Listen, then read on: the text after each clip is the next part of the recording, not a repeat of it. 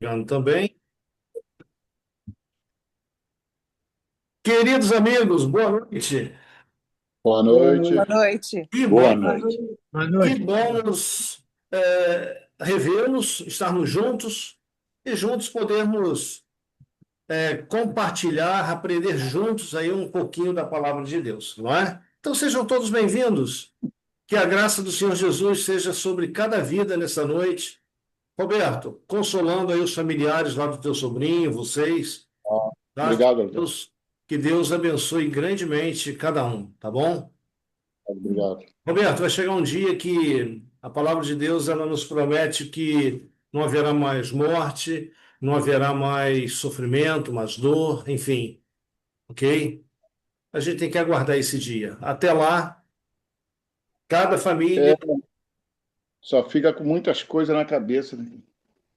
Mas É. a gente tem que continuar vivendo, não é? Continuar vivendo e tendo esperança, não é? Isso. Claudinete, seja bem-vinda, querida. Amém, obrigada. Deus Boa noite a abençoe. todos. Deus Boa abençoe Amém. noite. demais. Boa noite. Boa Heloísa, noite. Boa Heloísa, noite. beleza. Pede as bênçãos de Deus para esse momento de adoração. Com certeza, oremos. Senhor nosso Deus e nosso Pai, muito obrigado, Deus querido. É um privilégio podermos abrir a Tua palavra, podermos estudar e aprender mais do que o Senhor tem para nós. Amém, Muito Senhor. obrigada porque o Senhor tem suprido cada uma de nossas necessidades e a maior de todas é esta, Pai. Aprendermos mais do Senhor, temos a sabedoria que vem do Senhor e forças, Pai, para obedecer e fazer a vontade do Senhor, que é sempre o melhor para as nossas vidas. Amém. Amém. Muito obrigada, Pai, por essa disposição que o Lutervan tem de dividir conosco, de nos ajudar a compreender mais a Tua palavra. Sabemos, Pai, que ele é dedicado, que ele se empenha, que ele busca do Espírito Santo a sabedoria e a direção neste mundo, Pai, que é tão efêmero, tão passageiro, e está tão em trevas, tão doente, Pai. É o que mais nós necessitamos, é o que realmente nos dá o sossego e a alegria e a paz, porque só o Senhor pode nos dar a paz que verdadeiramente preenche nossos corações, nos dá o Amém, sossego. Senhor. Muito obrigada, Deus, muito obrigada e perdoa, Pai, onde temos falhado, onde ainda não concentramos as nossas mentes no que é eterno. E ajuda-nos, Pai, que nessa oportunidade, mais essa que o Senhor nos concede, o Espírito Santo possua as nossas mentes e nos encha cada vez mais com o teu conhecimento. Amém, Senhor.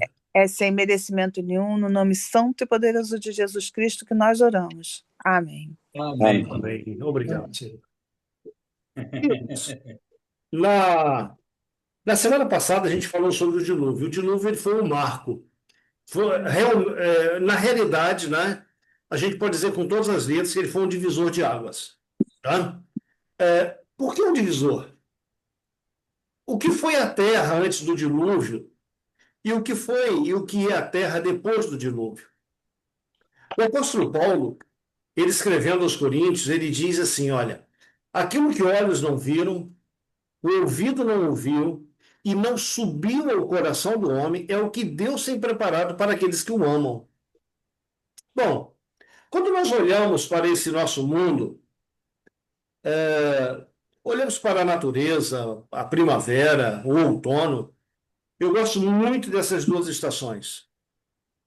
A primavera, porque depois de um inverno onde tudo está seco, ela desponta e a gente anda pelas estradas, a gente vê aí no período do inverno morros, montanhas totalmente queimadas, em cinzas, mas quando chega a primavera, do meio das cinzas, renasce ali o verdor. E novamente a terra é tomada de uma beleza assim, pode ser o capim, não é? Mas é uma beleza assim extraordinária. E quando chega a primavera, o outono, não é? A gente acompanha aí da primavera para o verão, é, da primavera para o verão, a gente acompanha aí o florescer os frutos vindo. E quando chega no outono, você tem uma variedade aí de frutos, um colorido nas árvores tremendo. Isso aí não tem preço, né? Bem, mas entenda uma coisa. Quando a gente olha tudo isso e a gente acha bonito, não deveria ter sido a Terra antes do dilúvio.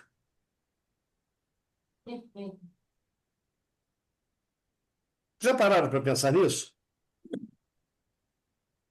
Nós, quando vamos daqui para Pedro do Rio, entre Itaipava e Pedro Rio, eu acho que é um lugarzinho ali chamado Sumidouro, existe uma árvore ali que precisa mais ou menos uns, sei lá, uns 8 homens para abraçá-la. De tão, assim, grossa que é a sua base. Eu fico imaginando, eu olho aquela árvore e penso, poxa, que árvore grande. Mas e antes do dilúvio? Tudo era perfeito, tudo era majestoso, tudo estava ali ainda próximo da criação de Deus. Então, Paulo agora ele fala de uma terra por vir. Ele diz: olhos não viram, ouvido não ouviram, não subiu ao coração do homem.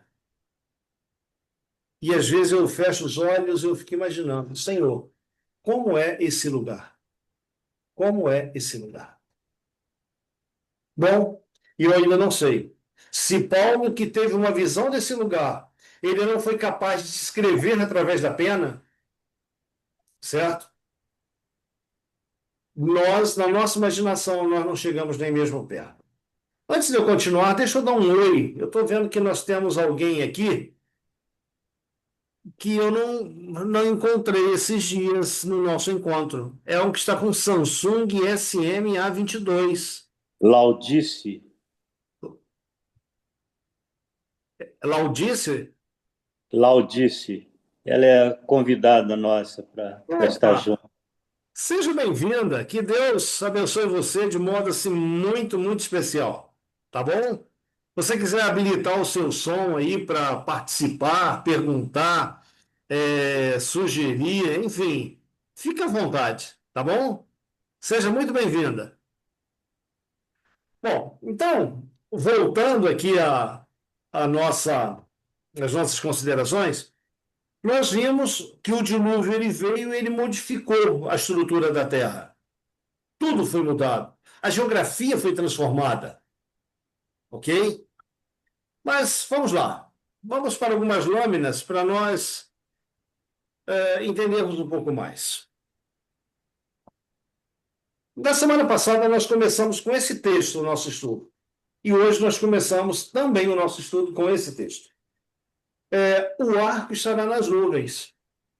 Vê-lo-ei e me lembrarei da aliança eterna entre Deus e todos os seres viventes, de toda a carne que há sobre a terra. Então, a aliança de Deus, ela não abrange somente o ser humano, mas ela abrange toda a criação, todo ser vivo que um dia ele trouxe à existência. Por isso, o texto, entre Deus e todos os seres viventes de toda a carne que há sobre a terra. Então, queridos, o pecado, quando ele entrou no mundo, ele atingiu somente o ser humano? Não. Não. Ele atingiu o ser humano e ele atingiu toda a carne, todo ser vivo. Não foi somente o ser humano que passou a morrer.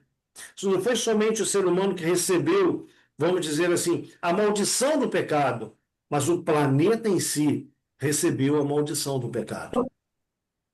E eu dou graças a Deus porque, quando eu olho para o livro de Gênesis, eu não vejo ali um Deus que, após o pecado ter entrado nesse mundo, um Deus que deixou sua criação à revelia.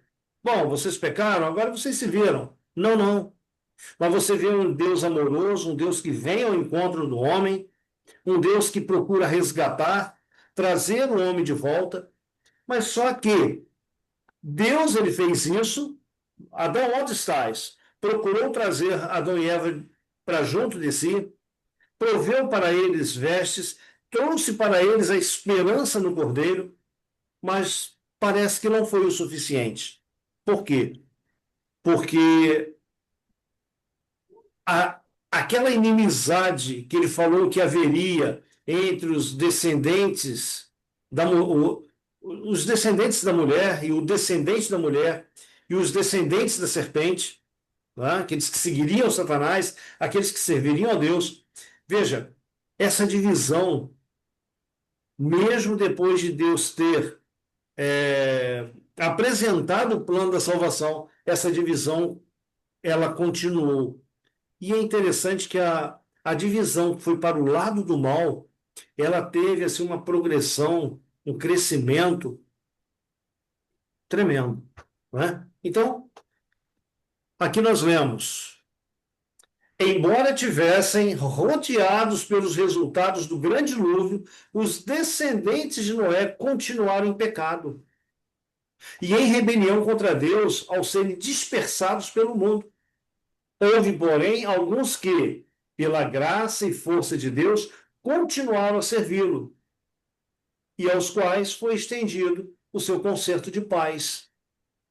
Você vê no capítulo 6, que a gente estudou semana passada, que Deus ele se entristece, ele se amargura tanto com o pecado que estava reinando no mundo, que ele chega ao ponto de dizer: olha, eu me entristeço de ter criado o homem. E ele prometeu que dar fim a toda aquela geração para aplacar o avanço do pecado. Bem, o dilúvio veio e realmente destruiu tudo, como nós vimos. Nós podemos, podemos ver ao nosso redor, e no estudo de hoje a gente vai ver, que muita coisa, Letícia, que nós temos hoje, não havia antes do dilúvio. Ok? Então, 4 ou 5 pontos eu gostaria de salientar aqui. A condição da Terra depois do dilúvio. Letícia, número 1. O que nós temos aí? Antes do dilúvio, a terra seca pululava, é isso? Pululava? Aham. De animais de todas as espécies e de uma população gigantesca de pessoas. Depois do dilúvio, somente os passageiros e os animais viventes preservados na arca permaneceram vivos na terra. Então, nós comentamos em um outro estudo, há 2 ou 3 semanas atrás, que, por ocasião do dilúvio, a Terra estava tão populosa ou populada como está hoje. Como está hoje. Mas quando o dilúvio ele vem sobre o mundo e, vamos dizer, as águas cessam, as águas baixam, de toda aquela população que havia, de toda a quantidade de animais que habitavam, pulular aí, né, que habitava, que existia, tudo foi reduzido a um número minúsculo. Veja, saíram da arca quantas pessoas? Só a família de Noé, né? 8 pessoas. Noé, sua esposa, os 3 filhos e suas esposas. 8 pessoas. E os animais? Somente aqueles que entraram na arca foram os que saíram. Então, tudo ficou muito reduzido. Bem, número 2, quem pode ler para nós? Antes do dilúvio, a terra seca era mais extensa com lagoas e mares. Após surgiram os vastos oceanos e a terra seca ficou reduzida a 1/3 do planeta. Obrigado, Mariana. Mariana, o nosso mundo, em questão de terra, é muito grande? Não, acho que não. Não, né? Não. Eu tenho uma imagem aqui que ela vai dar uma ideia para a gente, né? Então, veja bem, o dilúvio ele modificou a geografia da Terra. Olhem essa imagem. Olha como deveria ser a Terra antes do dilúvio. Tinha mais terra. Sim, tinha mais terra. Outra coisa, Letícia, não havia oceanos. Se você ver lá no segundo dia da criação e também no quinto dia, você vai observar um detalhe. Lá vem falando de mares, lagoas, mas não vem falando de oceanos. Deus não criou oceanos. Veja, antes da criação da Terra, da modelação da Terra, lá vem dizendo que a Terra estava submersa, que o Espírito de Deus pairava sobre as águas. Né? Mas depois que Deus criou, colocou tudo no seu devido lugar, ele não criou oceanos, ele criou mares. Criou mares. Então, depois E do. aí, assim, parecia que tudo ficava mais próximo, né? Sim, sim, né? Depois do dilúvio, olha só como ficou a Terra. Bem menos espaço de habitação. Sim, agora observe essa outra imagem.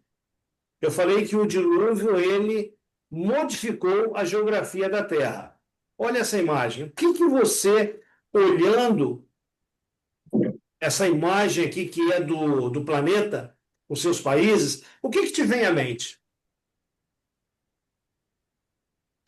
Aqui existe mais mar do que terra. Sim, também.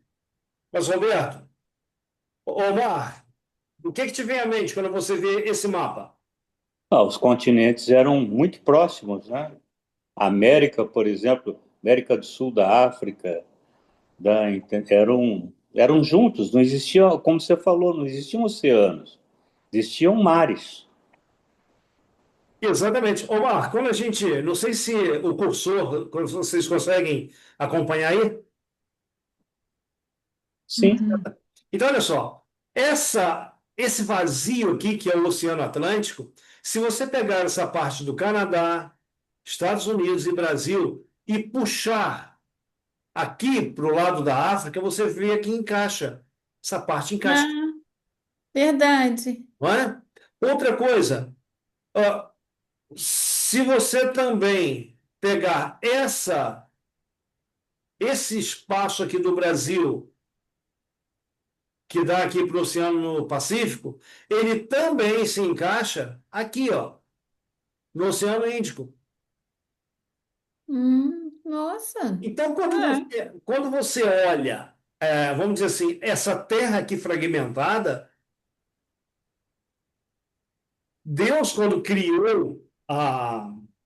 puxou lá do meio das águas a porção seca, não havia essa divisão, não havia aqui Oceano Índico, Oceano Pacífico, Oceano Atlântico, Ártico, enfim, a Terra era um bloco só.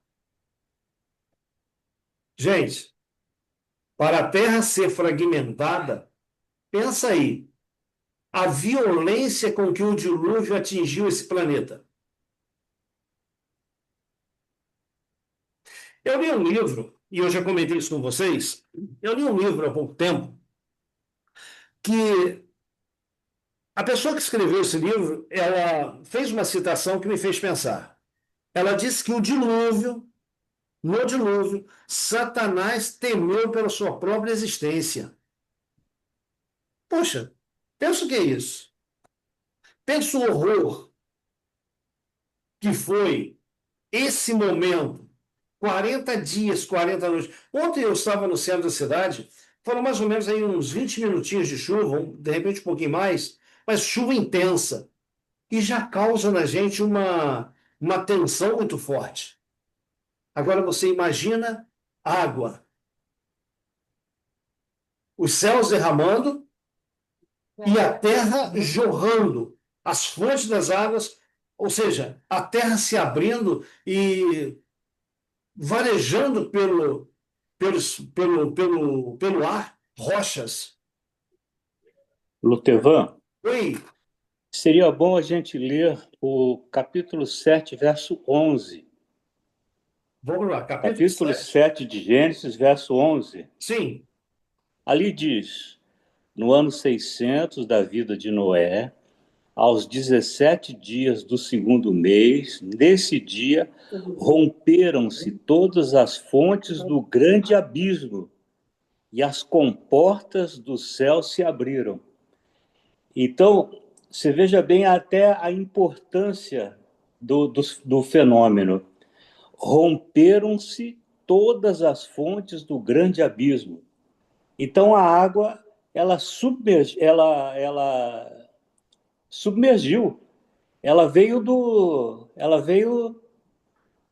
Veio da fundo. terra, de baixo. Você Sim, entende? verdade. Qual que foi o versículo que eu não consegui? Gênesis, capítulo 7, verso 11.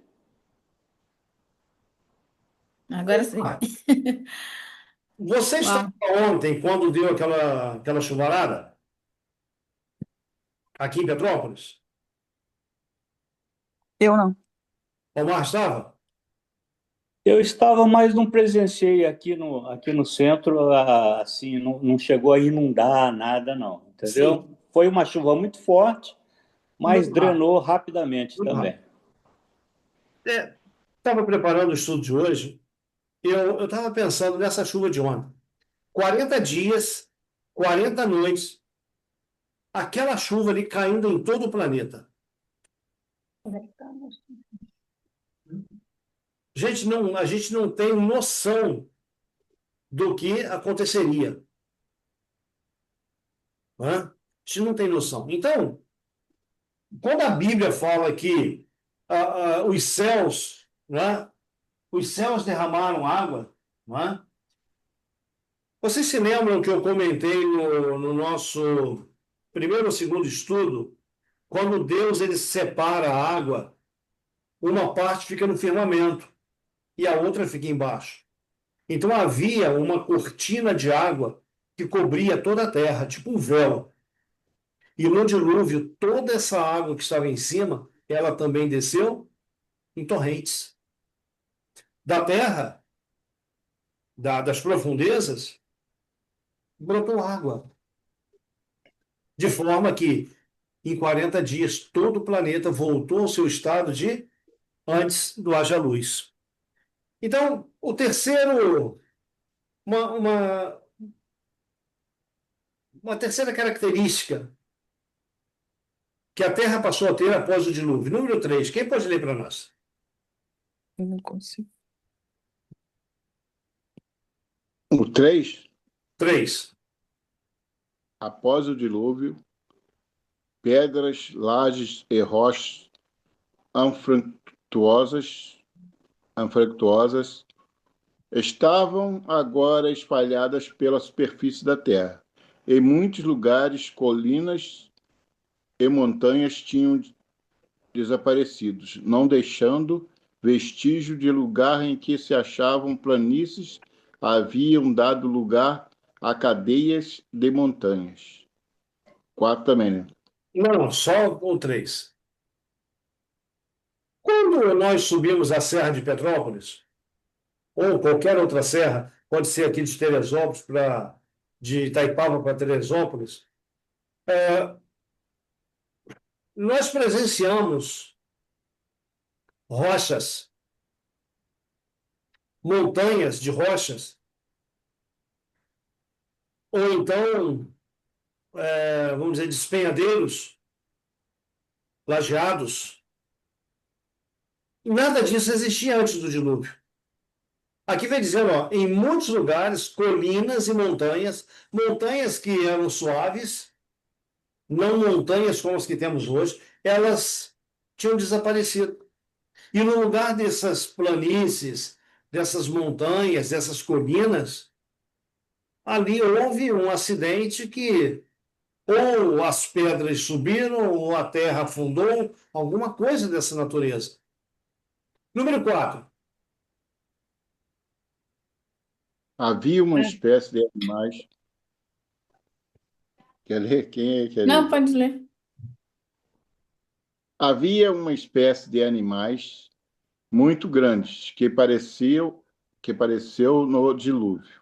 Deus sabia que a força do homem iria diminuir. Esses animais gigantescos não poderiam ser dominados pelo fraco homem. Quando nós vamos ali na Quinta do Boa Vista, ali tem um museu, não é? E naquele museu existem ali algumas ossadas.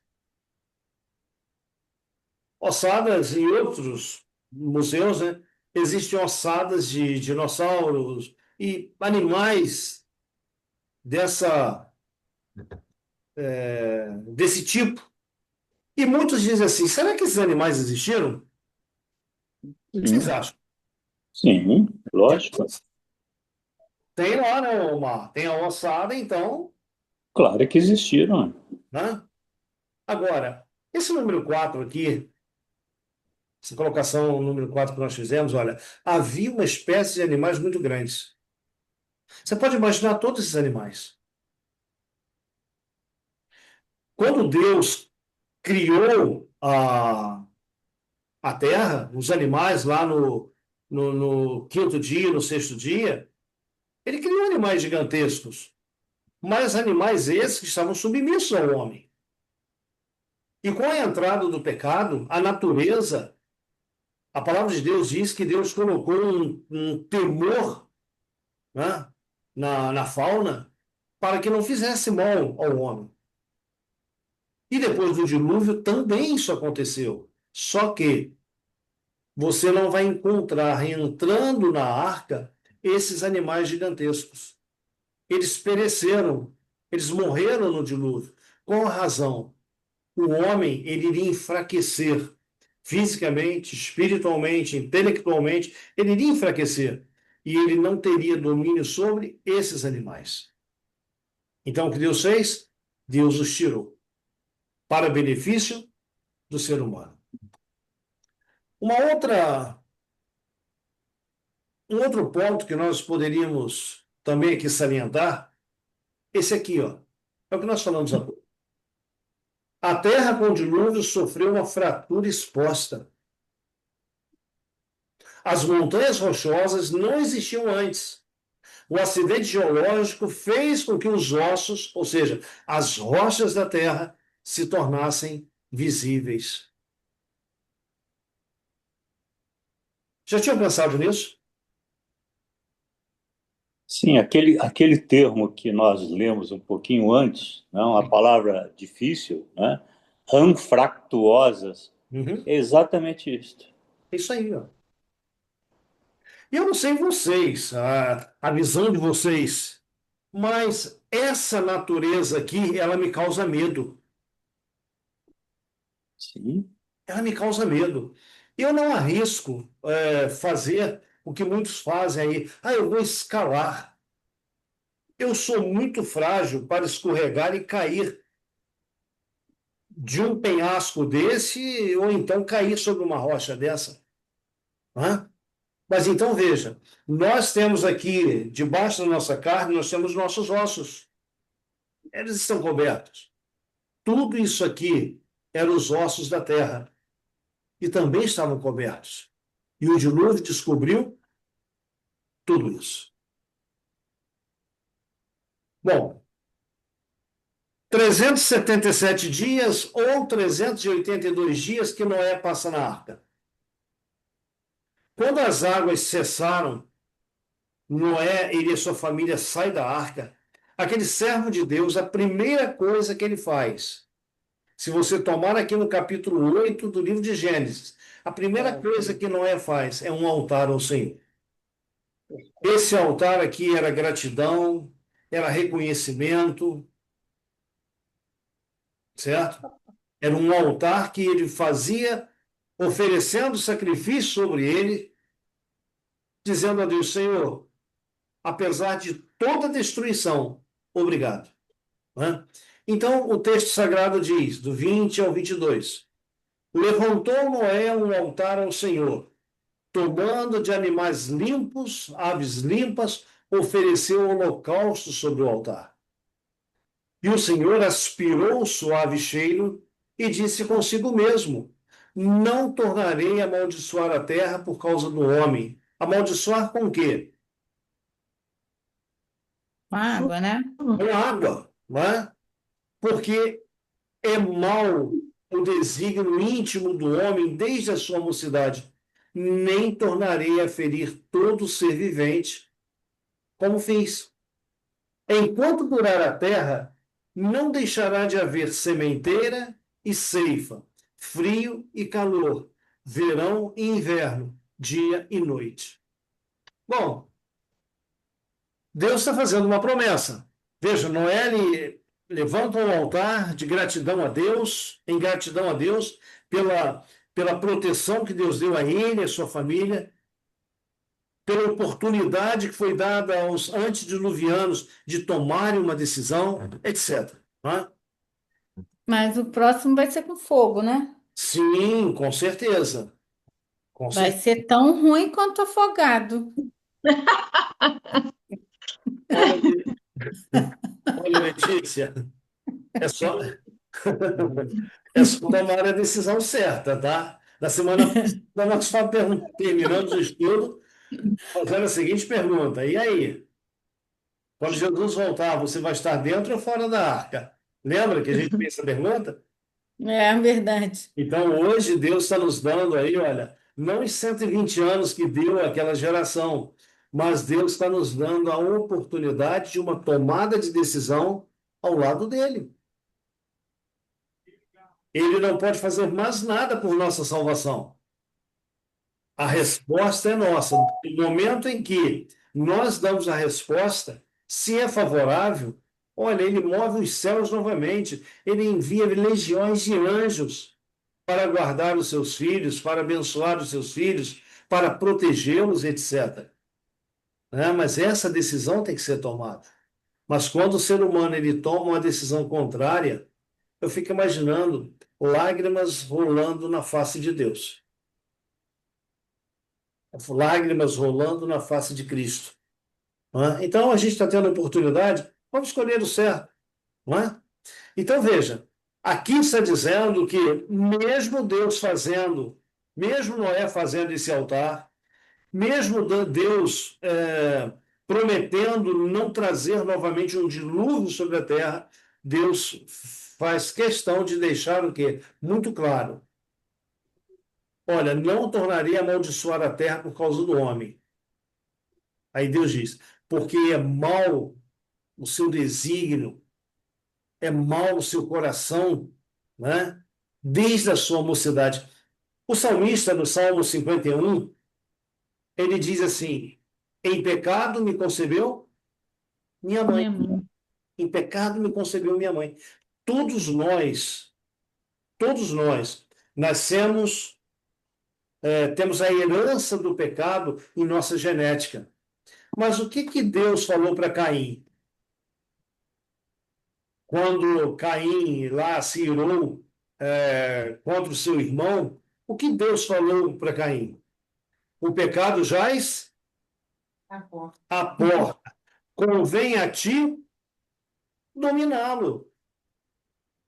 A Sandra, ela usa muito uma expressão que diz assim: você não pode impedir que os passarinhos voem sobre sua cabeça, mas você pode impedir que eles façam Ninho. ninho. Ok?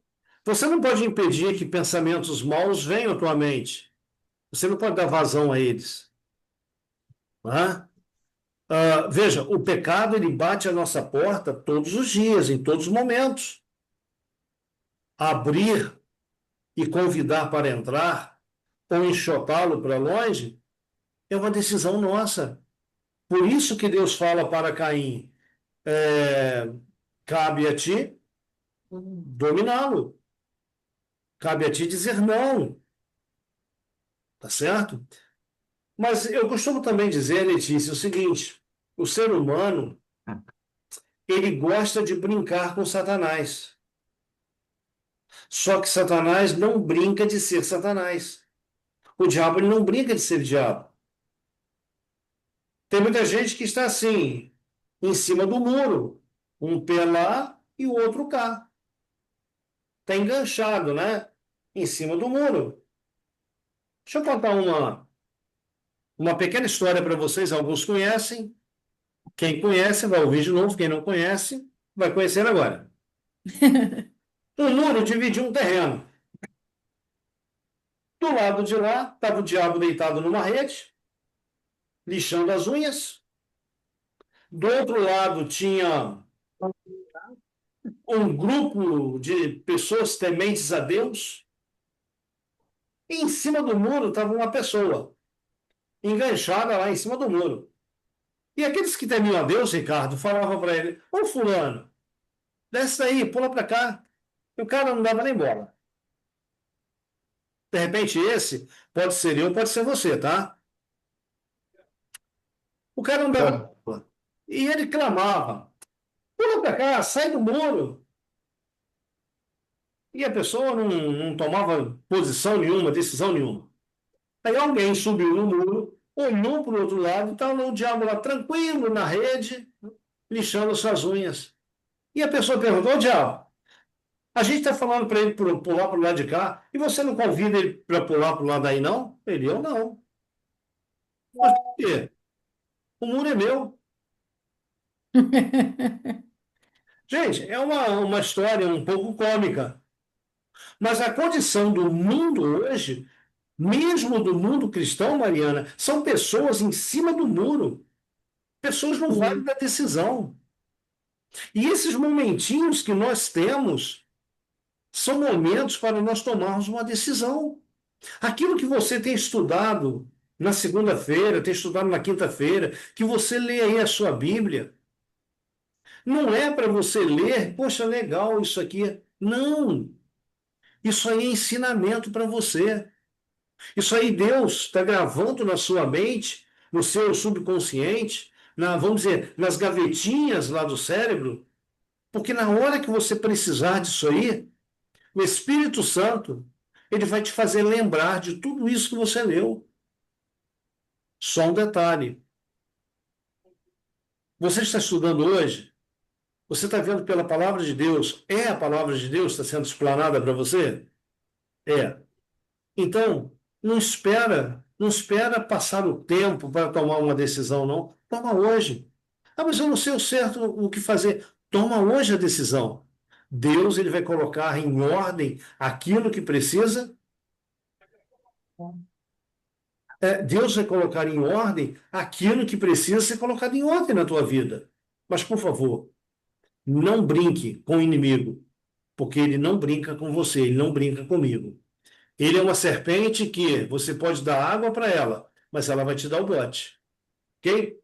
Então, olha só. Deus ele faz a promessa: olha, não tornaria ferir, no caso a terra, né, com o dilúvio. E no verso 22, olha a promessa que Deus faz. Enquanto durar a terra, enquanto, Letícia, fogo não descer para consumir tudo que o pecado estragou nesse mundo, enquanto durar a terra, não deixará de haver o quê? Sementeira, plantio. Não deixará de haver ceifa, frio e calor. Vamos ter isso. Interessante que antes do dilúvio não havia o quê? Frio e não havia calor. Não havia verão com um sol escaldante e não havia inverno com a temperatura baixíssima. Então Deus está dizendo: olha, frio e calor, verão e inverno, dia e noite, isso aí continuarão a existir até a consumação dos séculos. Bom, desse quadro embaixo, como o primeiro ato ao sair da arca, o que Noé fez? Ele fez um altar em adoração ao Senhor. Esse sacrifício era a maneira de Noé expressar a Deus sua gratidão pela preservação da vida em meio à tormenta do dilúvio. No capítulo 4 do livro de Gênesis, nós vimos lá Caim e Abel, ambos oferecendo ao Senhor sacrifícios. Você vê nesses dois capítulos algo assim que eu considero muito importante. Aqueles que realmente temiam a Deus ofereceram a Deus aquilo que Deus pediu. Abel ofereceu o quê? Um animal sobre o altar. Ele entendia que sem derramamento de sangue do cordeiro não havia remissão para o pecado. E Noé entendeu a mesmíssima mensagem. Ele compreendeu que, sem derramamento de sangue, não haveria remissão para o seu pecado, da sua família e das gerações futuras. Então, assim como Adão, ao sair do Éden, oferece sobre um altar sacrifícios, assim como Abel oferece sobre um altar sacrifícios, assim também Noé, ao sair da arca, oferece também sobre um altar sacrifício. Bem, o dilúvio, ele alterou o propósito de Deus? Qual foi o propósito de Deus lá em Gênesis capítulo 1, versículo 26 ao 31? Lá no capítulo 1, versículo 26 ao 31, você vê a criação do homem e mulher foram criados. Depois Deus diz que eles deveriam dominar sobre tudo que foi criado, mas Deus dá uma ordem para eles: sede fecundos, multiplicai-vos e enchei a terra. Isso foi para Adão e Eva. Agora, 2000 anos depois, o dilúvio veio e levou toda a vida que havia fora da arca. E quando Noé sai da arca, no capítulo 9, verso 1, Deus está lá com o mesmo propósito. Abençoou Deus a Noé, a seus filhos, e lhes disse: sede fecundos, multiplicai-vos e enchei a terra. E nessa ordem de Deus, Claudinete, sede fecundos, multiplicai-vos e enchei a terra. O que Deus está propondo aqui para a família de Noé e seus descendentes? Que eles Para não. povoar, Oi? povoar a terra. Sim, povoar a terra. Que eles não deveriam ficar juntos, mas se espalharem. Ok? Uhum. Um outro detalhe que a gente pode também observar é o seguinte: quando Noé ele entra na arca, ele entra com 3 filhos e ele sai com 3 filhos. E aqui nesse quadro, que é o capítulo 10 do livro de Gênesis, nós temos os 3 filhos de Noé: Sem, Cão ou Cã e Jafé.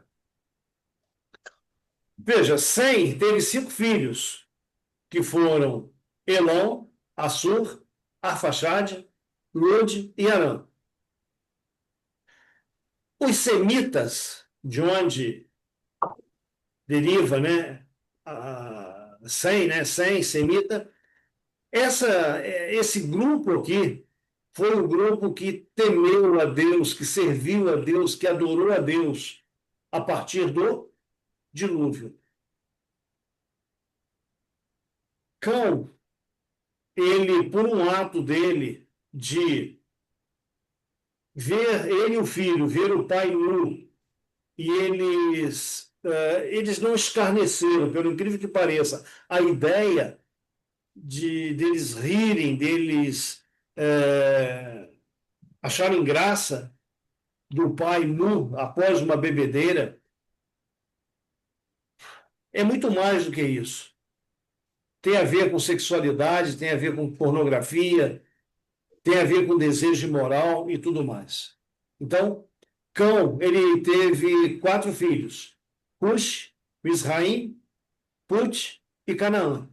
Esse filho aqui, Canaã, juntamente com o seu pai Cão, foram eles que tiveram a visão de Noé no meio do acampamento e bêbado. Ele plantou uma vinha, comeu o seu fruto e embebedou-se. Quando Noé voltou vamos dizer assim, recobrou os sentidos da bebedeira, ele descobriu que o seu filho Cão e o seu neto Canaã haviam feito. E quando você olha o capítulo 10, diz que Noé lança uma maldição sobre Canaã. E essa maldição tem a ver com o mesmo sentimento que Canaã tinha, né? Que era parecido com do seu pai. Um coração perverso, imoral, enfim, tudo que você imaginar de ruim está aqui sintetizado nesse nome Canaã.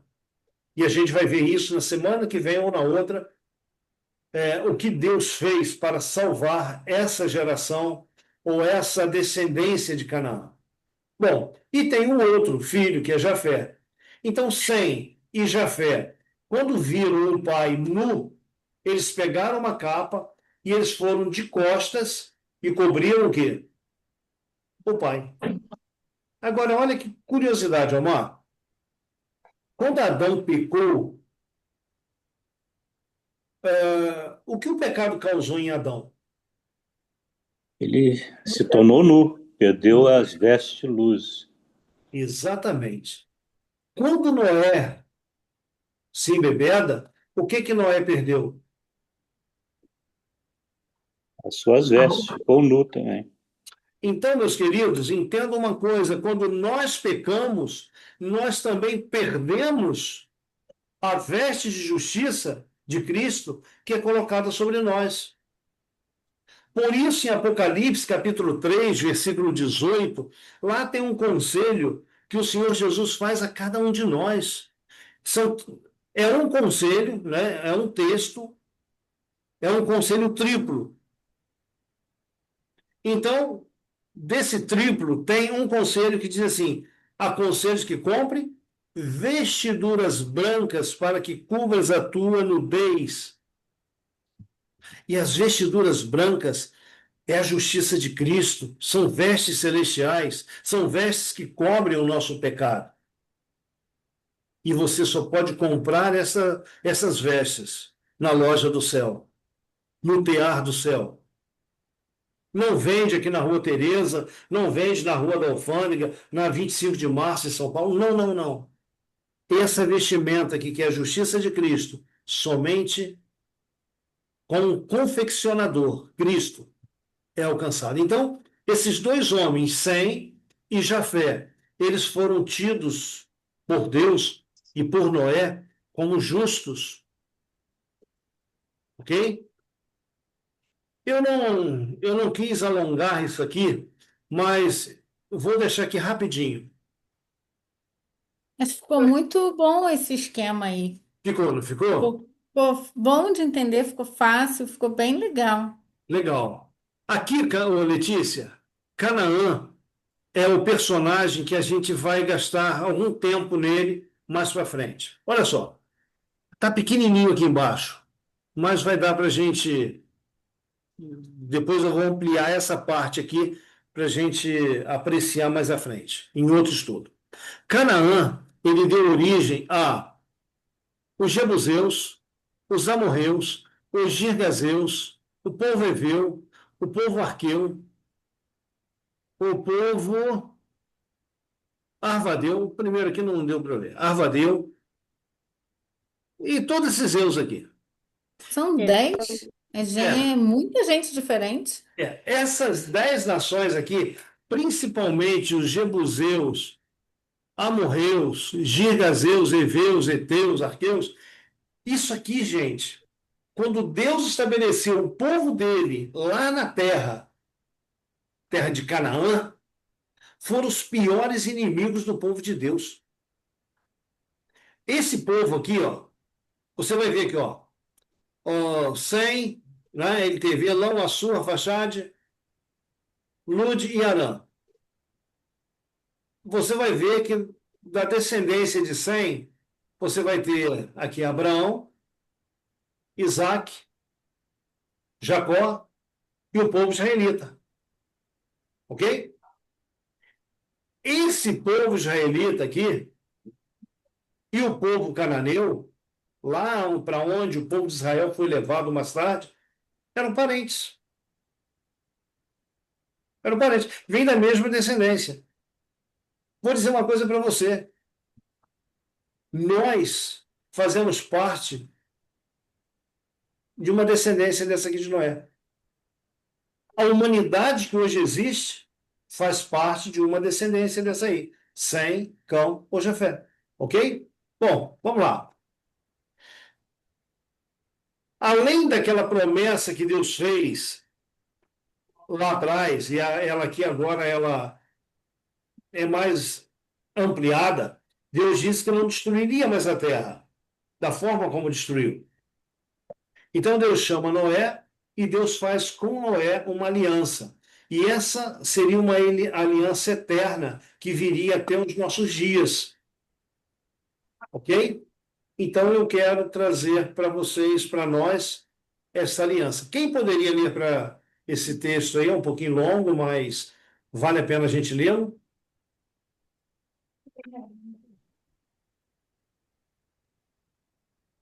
Gênesis, Ninguém- Gênesis 9, Gênesis 9, versículo 12 até o 17. Quem ainda não leu, por favor, que aí todos participam.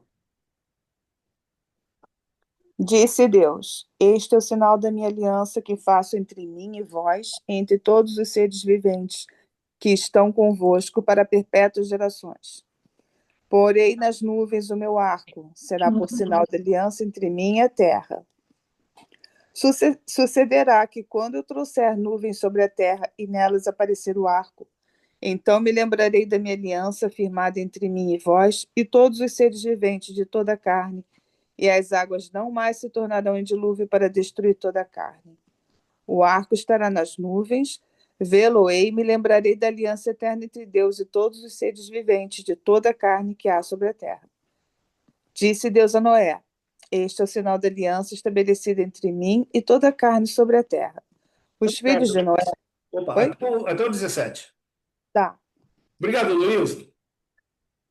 Há poucos dias atrás, nós comentamos uma coisa que eu vou comentar hoje de novo. Veja, nós pegamos aqui 5, 6 versos. 12, 13, 14, 15, 16, 17. 6 versos. Do 12 ao 17. Quantas vezes nós encontramos aí a palavra arco? 3, né? Pelo 3. menos você destacou 3 vezes. Exatamente. Por que eu destaquei isso aqui 3 vezes? Porque é importantíssimo. Que é importantíssimo. Veja, quando nós vemos uma cidade como teve há pouco tempo atrás aí o Sul, né?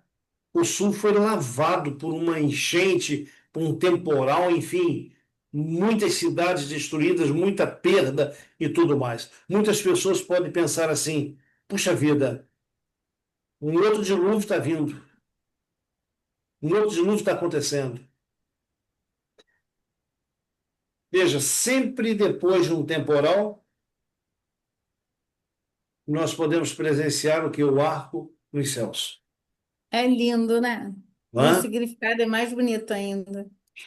Lá em São José, uma vez, Letícia, quando nós tínhamos lá o nosso sítio, eu presenciei uma coisa que eu nunca mais vi.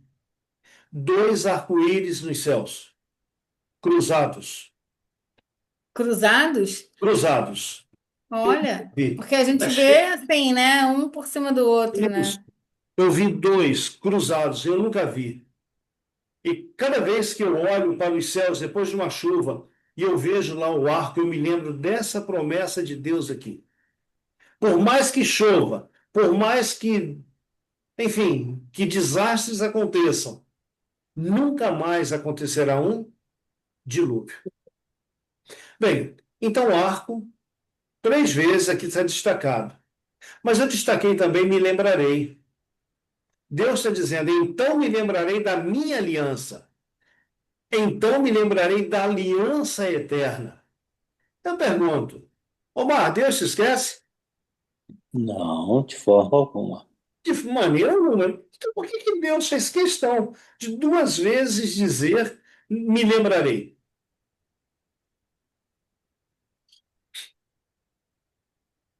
Ele está ratificando, né, que jamais haverá uma nova destruição da forma que houve a primeira, né?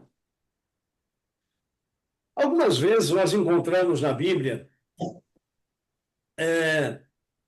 expressões Deus se lembrou, né? Deus se que lembrou de Deus se fulano, lembra, né? mas Deus não esquece. Não é?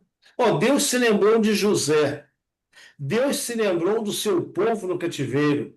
Mas Deus não se esquece.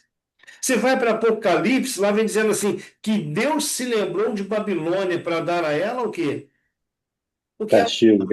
o castigo. Mas Deus não se esquece. Sabe, nós podemos até pensar, diante de situações, Deus se esqueceu de mim. Ah, Deus se esqueceu do seu povo. Deus está dizendo aqui, olha, quando ele está dizendo me lembrarei, é uma forma, vamos dizer assim, positiva para dizer que o negativo não é como eu estou achando. Então eu posso dizer assim, olha, Deus se esqueceu. Deus está dizendo, me lembrarei. Ricardo, Deus, ele conhece todas as tuas necessidades. Mariana, Deus conhece todas as angústias do teu coração. Certo? Ele conhece a nossa vida antes mesmo de existirmos. O salmista, ele vem dizendo que antes de existirmos, antes de nascermos, todos os nossos dias já estavam o quê? Contatos. Plantados, escritos. Isso aí não é predestinação, não é isso. Mas o que? Deus, ele é onisciente. Então, para trazer conforto para nós, Deus está dizendo, olha, eu me lembrarei. Letícia, no momento de crise que vai vir à tua vida, lembre-se você, eu me lembrarei de você. Ah, é. Deus está dizendo, não te esqueças, eu me lembrarei de você. Gente, que promessa gloriosa. Deus não se esquece dos seus filhos. Ok? Bom, a gente observa também nesse texto um outro detalhe. Olha, me lembrarei da aliança. Que aliança é essa? Aqui em cima é somente minha aliança firmada entre mim e vós. Mas aqui embaixo, no verso 16, me lembrarei da aliança eterna. Eterna.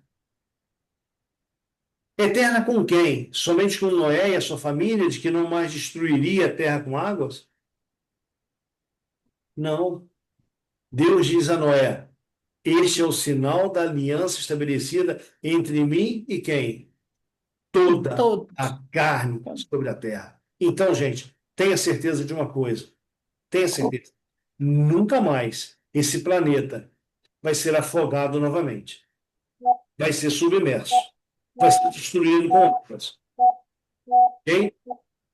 Que coisa. Espera aí, deixa eu ver aqui. Está picotando um pouquinho. Ok? Estão ouvindo bem? Letícia, eu vou ativar o teu mudo por um instante, tá? Pode. Eu sempre desligo ele, mas ele fica aqui. Eu desativei por um instante. É ele que está dando uma interferência. Estão ouvindo bem? Sim. Sim, ok. Letícia, quando você quiser falar, só ligar aí, tá? Eu posso desligar, não posso é ligar de volta. Bom, então vamos lá.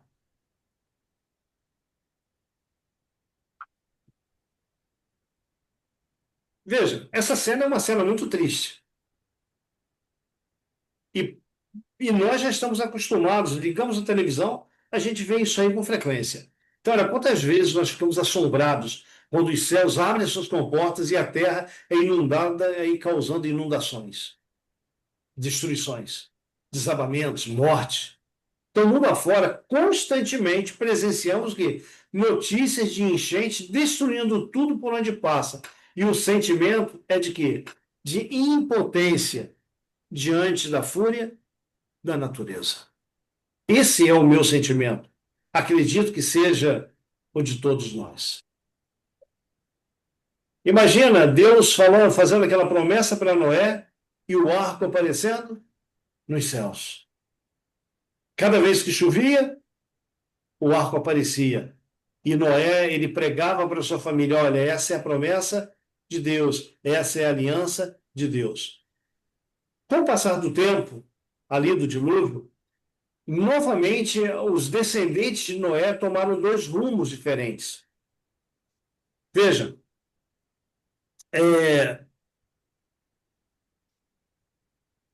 antes de a gente falar sobre isso, olha só, em Apocalipse, isso aqui é muito lindo. Omar, o que nós lemos em Apocalipse 4, verso 2 e 3. O apóstolo João ele está dizendo, né? E logo fui arrebatado no espírito, e eis que um trono estava posto no céu, e um assentado sobre o trono.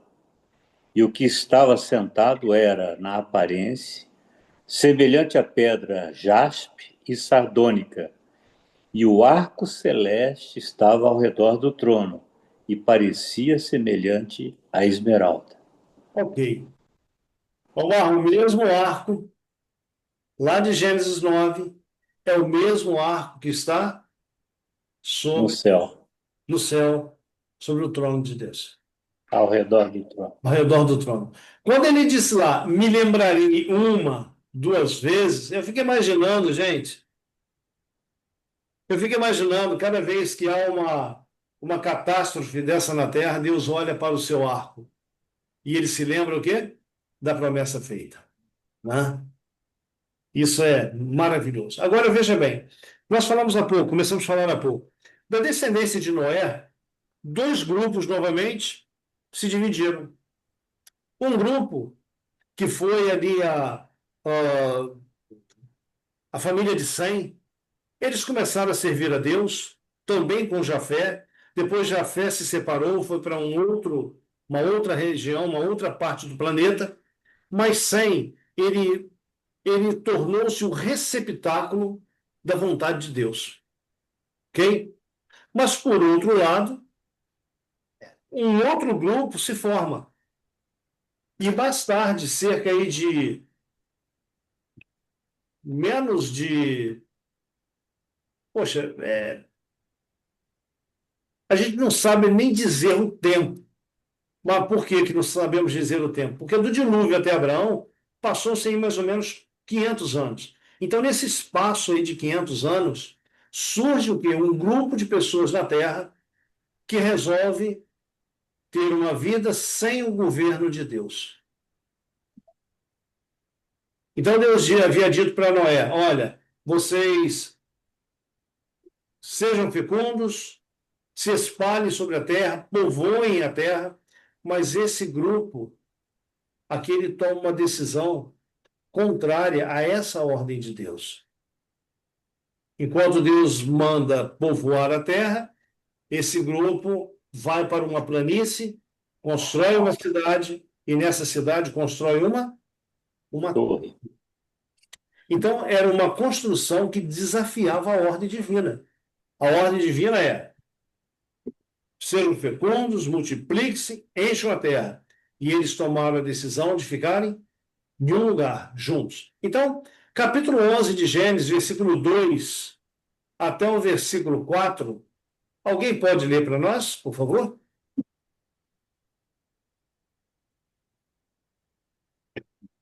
Sucedeu que, partindo eles de Oriente, deram com uma planície na terra de Siná e habitaram ali. E disseram uns aos outros: vinde, façamos tijolos e queimemo-los bem. Os tijolos serviram-lhes de pedra e os betume de argamassa. Até onde? Até o 4. Disseram: vinde, edifiquemos para nós uma cidade e uma torre, cujo tope chegue até aos céus, e tornemos celebre o nosso nome, para que não sejamos espalhados por toda a terra. Gente, quanta coisa, quantas informações nós temos nesses 3 versos. Ok? Olha só. Logo no verso 2, diz: sucedeu que, partindo eles do Oriente, deram com uma planície na terra de Siná e habitaram ali. Bom, em um dos estudos que nós fizemos, quando nós falamos sobre a árvore da vida e a árvore da ciência do bem e do mal, ou seja, esse seu estudo semana passada, o anterior, nós falamos que quando Adão foi expulso do jardim, Deus colocou querubins de que banda do jardim? Oriente. Banda do Oriente. E nós falamos que sempre do Oriente vem a.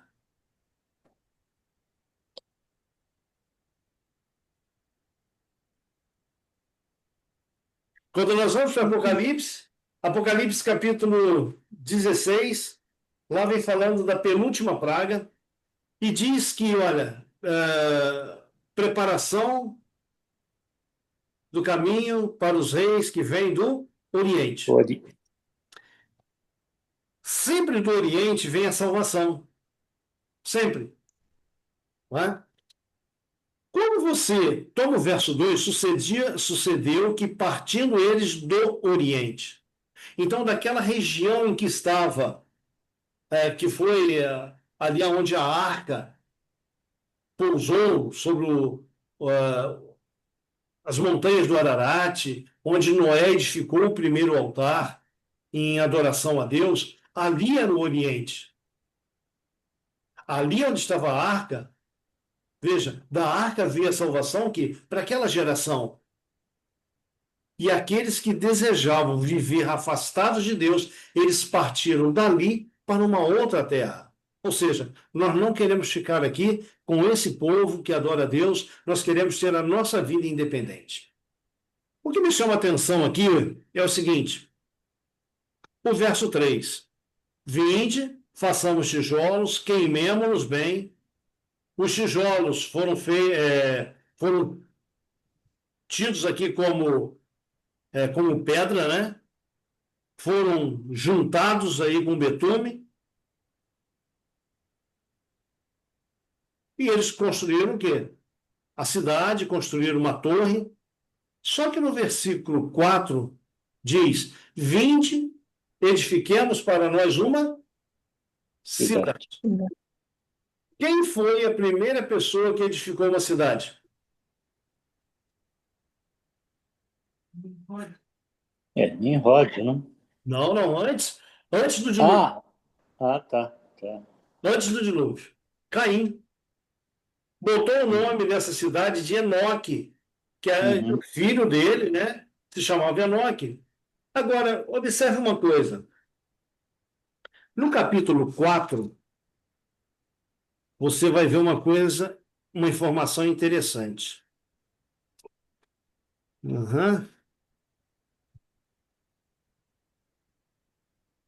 Você vai observar aqui o seguinte, o capítulo 4.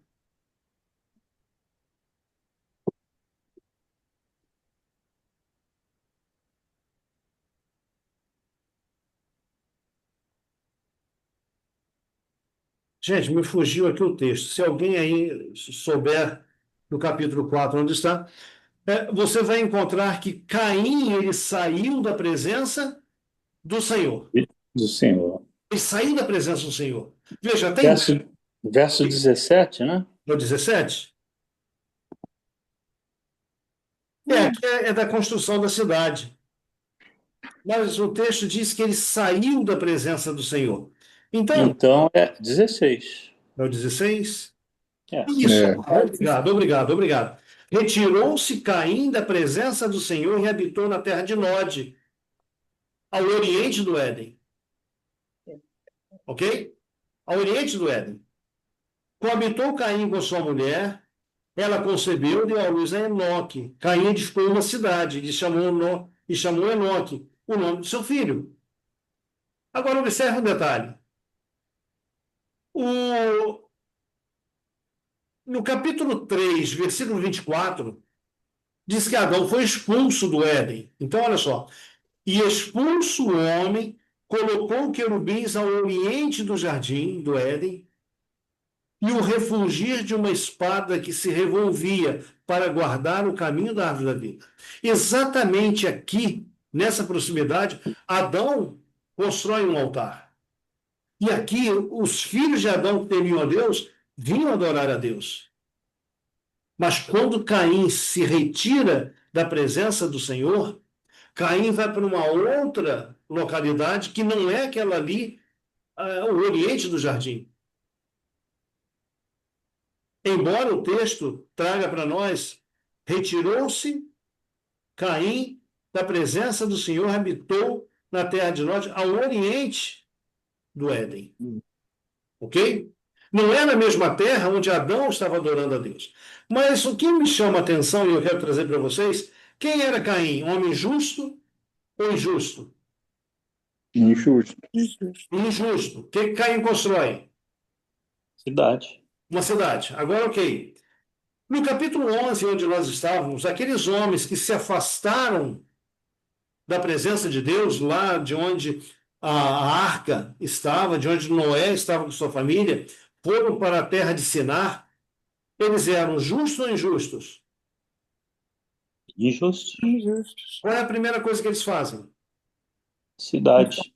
Veja, Caim construiu uma cidade, esses homens constroem uma cidade. Só que construir uma cidade não era tudo. Eles precisavam fazer uma torre. Torre. Essa torre, eu tenho uma outra lâmina aqui que eu vou mostrar o que ela é. Essa torre não é somente um edifício, é muito mais do que isso. Essa torre aqui ia dignificar o nome de quem?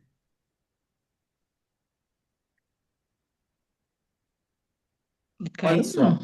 Vinde, edifiquemos para nós uma cidade e uma torre, cujo topo chegue até os céus, e tornemos célebre o nome de quem? O nosso, né? Nosso Deles, né? nome. O deles. É o deles. Omar, lá no jardim, o altar que foi construído diante dos querubins dignificava o nome de Deus. Deus era honrado. Sim. Aonde Noé edificou o altar, Deus era honrado. Mas esse altar que foi construído aqui Sim. era o homem que seria honrado. Por isso está dizendo, tornemos célebre o nosso nome, para que não sejamos espalhados por toda a terra. Então veja, para que não sejamos espalhados por toda a terra. Isso aqui desafiava o quê? A ordem divina. Essa torre, opa, é depois. Heloísa, por gentileza, tem duas telas aqui que eu gostaria que você lesse para a gente. Essa e a próxima. Poderia? Eu vou tentar, porque eu estou com o celular aqui, vou ver se eu consigo. Durante algum tempo, os descendentes de Noé. Tá Os difícil? os descendentes de Noé continuaram a habitar entre as montanhas onde a arca repousara. Aumentando seu número, a apostasia logo determinou a divisão. Aqueles que desejavam esquecer-se do seu Criador e lançar de si as restrições de sua lei, sentiam um incômodo constante pelo ensino e exemplos de seus companheiros tementes a Deus. E depois de algum tempo resolveram separar-se dos adoradores de Deus. Portanto, viajaram para a planície de Sinear, nas margens do rio Eufrates. Eram atraídos pela beleza do local e fertilidade do solo. E nesta planície decidiram-se a fazer a sua morada. Vocês se lembram que nós falamos no capítulo 3, versículo 15, que haveria uma inimizade entre aqueles que tomariam a decisão de servir a Deus e aqueles que tomariam uma decisão de servir ao inimigo? A gente vê essa inimizade, Omar, até hoje, né? Então você lê, ó, aqueles que desejavam esquecer-se do seu Criador e lançar de si as restrições de sua lei, sentiam um incômodo constante pelo ensino e exemplo de seus companheiros tementes a Deus. Ok? Gente, nesse mundo só podemos ter dois sentimentos, se assim podemos dizer. Ou nós incomodamos ou somos incomodados. Não existe um meio termo. Ou você incomoda por servir a Deus, ou você é incomodado por aqueles que servem a Deus. Ok? Vamos lá. que nós lemos? Omar, por favor. Ali resolveram edificar uma cidade e nela uma torre de altura tão estupenda que havia de torná-la uma maravilha do mundo. Esses empreendimentos destinavam-se a impedir que o povo se espalhasse ao longe em colônias.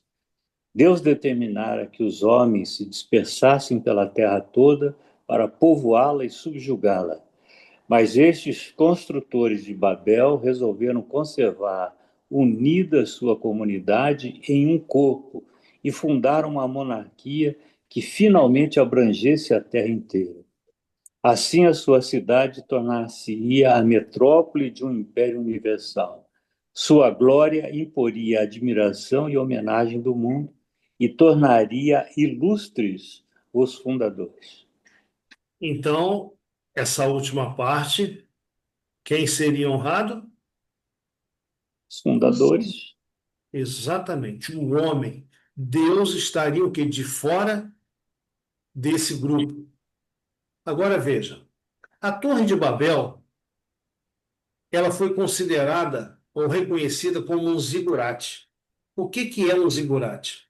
Os zigurates, eles tinham múltiplas funções, incluindo adoração aos deuses, administração política e observação astronômica. Então, essas três finalidades aqui dessa torre. A primeira que vem encabeçando a adoração aos deuses. Babel foi aonde essa torre foi, na planície de Sinear, onde ela foi construída. Aquela planície recebeu o nome de Babel. Então, Babel bania a adoração a Deus e era uma rejeição ao seu governo. A torre era um templo onde os astros eram adorados em substituição ao Criador. Então, poderíamos afirmar que os de Babel desejavam estabelecer uma nova ordem mundial já naquele tempo. O que é essa nova ordem mundial? É uma ordem que contraria aquilo que Deus pré-estabeleceu. Interessante que hoje, em nossos dias, essa expressão nova ordem mundial, ela é muito presente nas conversações, principalmente no meio político. E olha, eu afirmo para vocês uma coisa: toda e qualquer nova ordem mundial que já foi uma tentativa de implementá-la no mundo, implantá-la no mundo, sempre Deus está de fora. Agora, no capítulo 11, versículo 1, lá vem dizendo: toda a terra, até a Torre de Babel, toda a terra falava uma linguagem, uma língua, um idioma, somente uma maneira de falar. Essa enciclopédia Etnologue aqui, ela é uma enciclopédia de línguas. Aqui vem dizendo que existem cerca de, gente, 7.102 línguas no mundo. O continente asiático é a região que mais tem o quê? Idiomas. Você já imaginou 7.102 línguas? Que confusão é isso? Ok. Fora as línguas que foram extintas, né? Sim, com certeza. Aqui no Brasil mesmo, quantas línguas foram extintas? Na América Latina, de forma geral. Sim, sim. Sim, verdade. Eu não sei quantos aí conhecem um. Ele é historiador, arqueologista, arqueólogo, chamado Rodrigo Silva. Ele está sempre na TV Novo Tempo e ele fala muito sobre isso aqui, sobre as línguas existentes e línguas que desapareceram. Se depois vocês tiverem aí a curiosidade, lembre desse nome, Rodrigo Silva. É um arqueólogo. Ele é uma sumidade em conhecimento. Nos ajuda muito a compreender assuntos como esse. Agora, Omar, construíram a torre, já estava chegando aí uma altura fabulosa, já estava parte dela sendo habitada, e de repente a gente encontra aqui novamente um vigilante. Veja, lá no Éden, quando Adão peca, quem é que aparece procurando por Adão? Deus. Quando o homem está em pecado, chega lá a época do dilúvio, ou melhor, antes do dilúvio, quando Caim assassina seu irmão, aparece novamente um vigilante. Caim, onde está o teu irmão Abel? Quando o dilúvio, antes de vir sobre a terra, 120 anos antes, esse mesmo vigilante se apresenta para ver a condição que a terra se encontra. E agora nós vemos o quê? Nós vemos, após o dilúvio, esse mesmo vigilante, ele torna a se apresentar. Quem pode ler para nós? Capítulo 11, versos 5 a 7. Sim. Então, então desceu o Senhor para ver a cidade e a torre que os filhos dos homens edificavam. E o Senhor disse: Eis que o povo é um e todos têm a mesma linguagem. Isto é apenas o começo. Agora não haverá restrição para tudo que intentam fazer, para tudo que intentam fazer. Vinde, desçamos e confundamos ali a sua linguagem, para que um não entenda a linguagem do outro. Claudinete, obrigado. Nós encontramos duas vezes. Então desceu o Senhor, vinde e desçamos. Gente, a gente vê a condição do nosso país, condição política, econômica, é tanta coisa vergonhosa.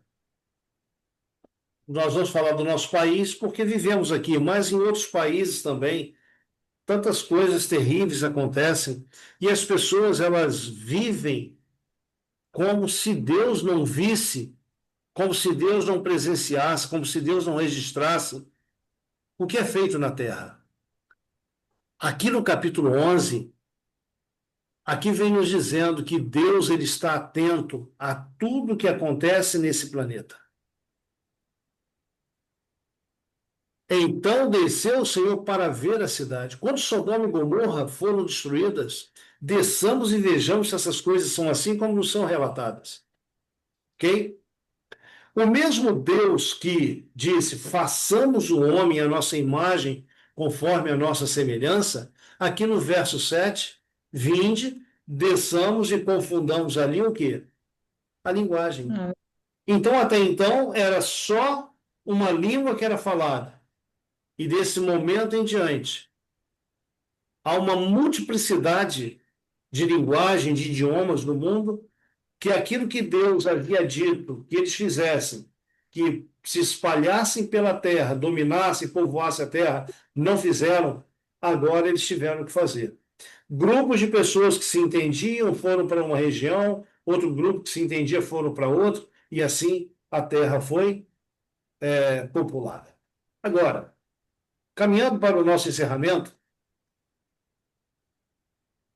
imagina, nós estamos construindo uma torre. Olha, alguém aí, traga, por favor, tijolo. O cara levava o carrinho de mão.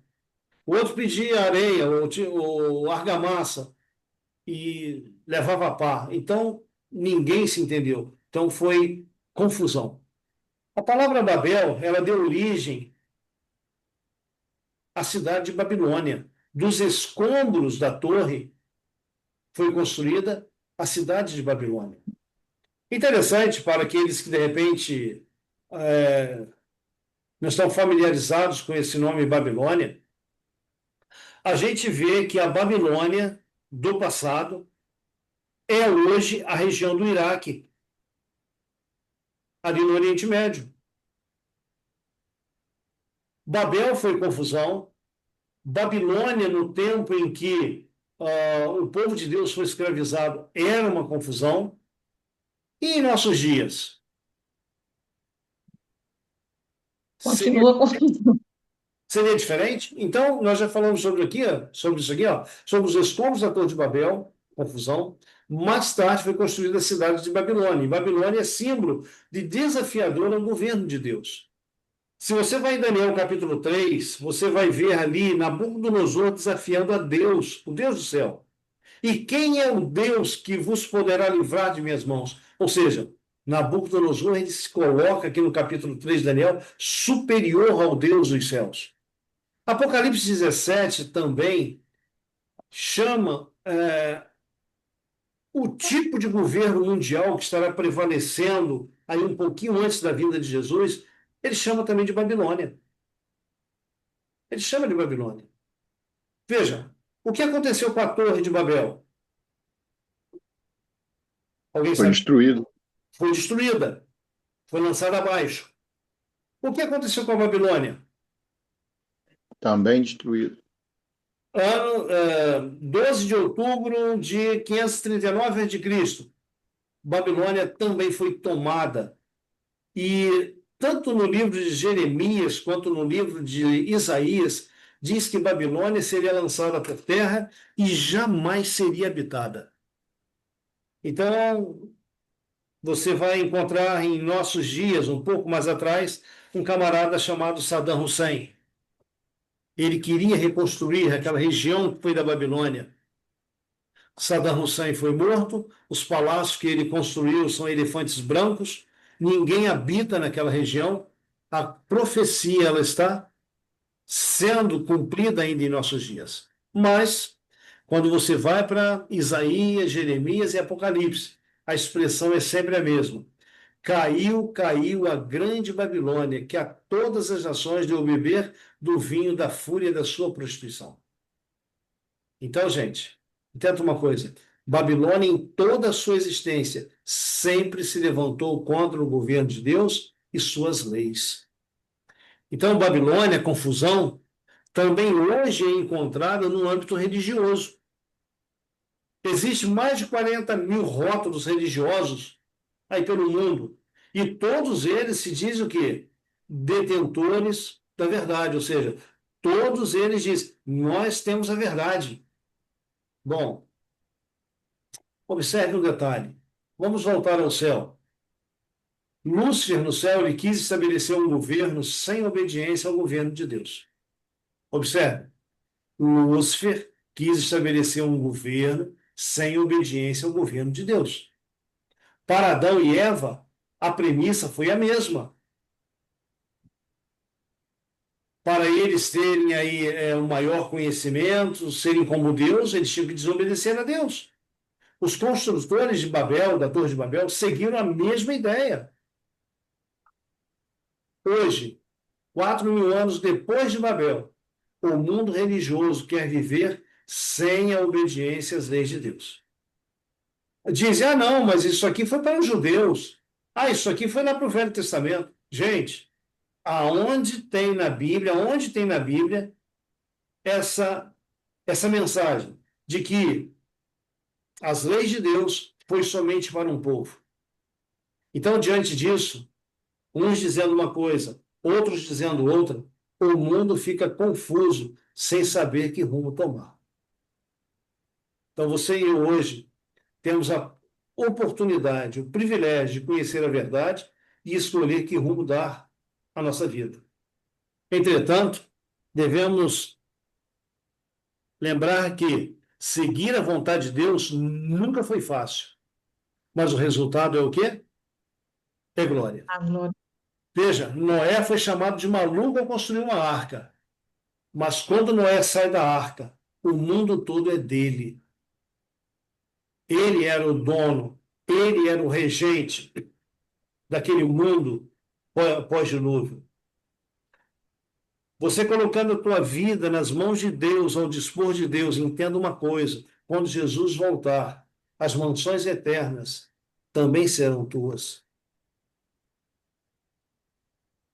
Vida eterna também será tua. Vestimenta de glória somente você terá. Bem, aqui nós encerramos nosso estudo de hoje. Quero dizer para você, vale a pena servir a Jesus. como nós começamos o nosso estudo, o que o olho não viu, o ouvido não ouviu, é o que Deus tem preparado para aqueles que o amam. Deus ama você.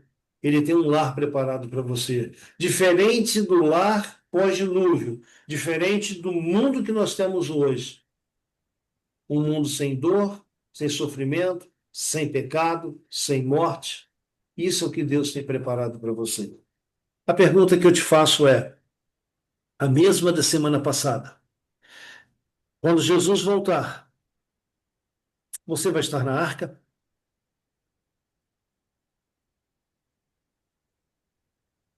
Sim. Ricardo, semana passada você foi o primeiro a dizer sim. E também hoje. Conserve isso aí no teu coração. No coração da tua família, da tua esposa, da tua filha. Olha, nós vamos entrar na arca da salvação. E Amém. a arca da salvação é Cristo Jesus. Então, tome esse propósito, cada um de vocês, cada um de nós, nos apeguemos a essa promessa de Deus. E aquilo que foi para Paulo algo indescritível, será para nós realidade, como vai ser para ele também. Bem, na semana que vem, o tema aí do nosso estudo é: vamos tentar de novo? Ok? Vamos tentar de novo? Deus está sempre tentando de novo fazer algo em nosso favor. Então, nosso assunto vai girar em torno desse tema. Que Deus te abençoe nessa semana, nessa noite, e que a gente faça planos de estar aqui. E você que foi convidado do Omar, da sua família, para estar conosco. Omar, qual o nome mesmo? Laudice. Laudice, é só lembrar de Laodiceia. Vai ficar mais. Muito bem. Laudice, seja bem-vinda, tá? Fique à vontade para participar, tá bom? Que Deus te abençoe grandemente. Espero que tenha somado nessa noite aí o que nós aqui estudamos um pouco mais para você. Tá bem? Que Deus abençoe todos nós. Omar, por gentileza, agradeça a Deus por esses momentos que passamos juntos. Oremos. Bondoso Pai, que estudo maravilhoso, aprazível, gostoso, por aprender mais da Tua palavra, Pai querido. Amém. Obrigado pela disposição, disponibilidade do nosso irmão Luther Van, que se propõe a apresentar esse estudo de forma clara, bem didática, fácil de ser entendido. Amém. Pai querido, abençoe ricamente o seu lar, as suas atividades, os seus afazeres, e a todos aqui que participamos também desse estudo. Amém. Nos sentimos ricamente abençoados. Obrigado. Obrigado, Pai querido, por aprendermos mais de Ti. Obrigado, Pai querido, por entendermos e sabermos da Tua grande e maravilhosa misericórdia que Tu tens para conosco, que nos apresenta chance após chance de nos aproximarmos de Ti. Obrigado por tudo, Pai querido. Obrigado, Senhor. Ser conosco nesta noite, guarda-nos e que estejamos firmes dentro da arca. Amém, Senhor. É assim que queremos, desejamos, mas sabemos que por nós mesmos é impossível. O Teu Santo Espírito reine em nossos corações. É o que nós te rogamos e agradecemos no doce e amado nome de Jesus. Amém, Senhor. Amém, amém. Gente, olha, torço por vocês. Torçam por mim. Juntos nós precisamos estar lá para continuar a conhecer mais e mais sobre o nosso Jesus. Que Deus te abençoe, que Deus nos abençoe. Amém? Amém. Tchau, tchau, gente. Obrigada. Obrigado, Lutero. Amém. Amém.